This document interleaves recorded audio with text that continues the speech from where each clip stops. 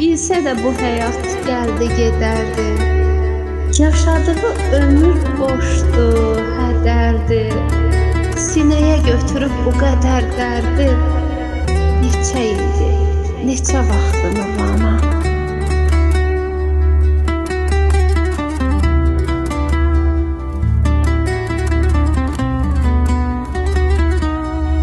O gözəl taleyim istəsə yenə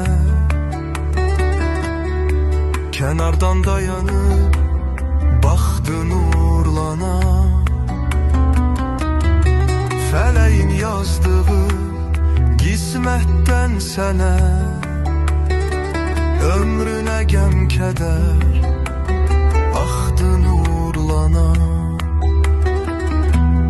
Gəlməsə də belə xoşa keçirdi, ömrünü gününü boşa keçirdi. Kədər ilə qəmi qoşa keçirdi, qismətinə düşən baxdı nurlana. Bu qədər nəzərin gözün içində, söhbətin içində, sözün içində, alovlu ateşin közün içində, qəlbini yandırıb yaxdı nurlana. Bilsə də bu həyat gəldi gedərdi, yaşadığı ömür boşdu hədərdi. Sinəyə götürüb bu qədər dərdi, neçə ildi, neçə vaxtı nurlana.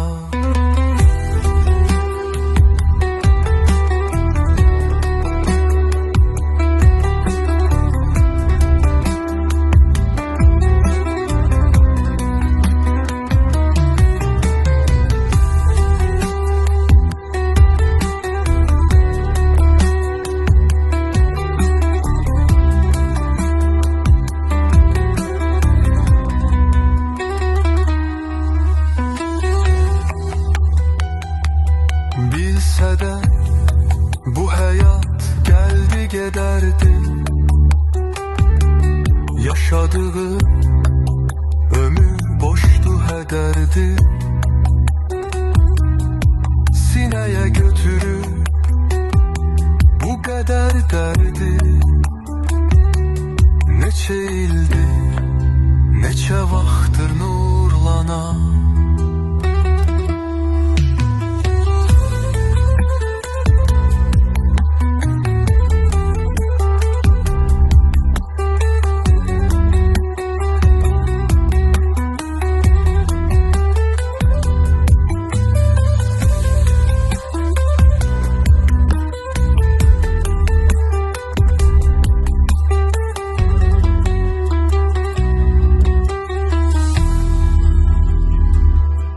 Gəlməsə də belə xoşa keçirdi, ömrünü gününü boşa keçirdi. Kədər ilə qəmi qoşa keçirdi, qismətinə düşən baxdı nurlana. Bu qədər nəzərin gözün içində, söhbətin içində, sözün içində, alovlu ateşin közün içində, qəlbini yandırıb yaxdı nurlana.